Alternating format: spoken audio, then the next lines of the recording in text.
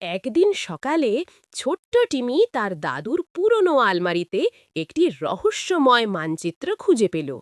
মানচিত্রে আঁকা ছিল সবুজ জঙ্গল, উঁচু পাহাড় আর একটি লাল চিহ্ন। নিচে লেখা ছিল, যে সাহসী সেই পাবে গুপ্তধন। টিমি ভয় পেল না।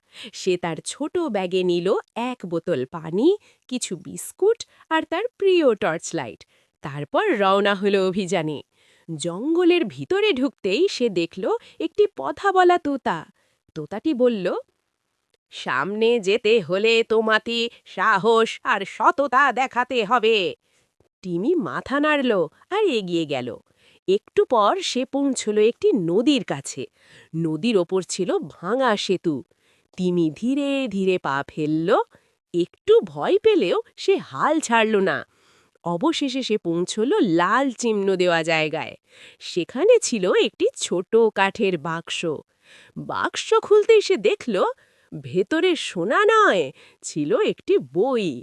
বইয়ের প্রথম পাতায় লেখা, সাহসী হওয়া আর ভালো মানুষ হওয়ায় আসল গুপ্তধন। টিমি হাসল। সে বুঝে গেল, সত্যিকারের অভিযান মানুষকে ভালো হতে শেখায়। সেদিন থেকে টিমি আরও সাহসী ও দয়ালু হয়ে উঠল।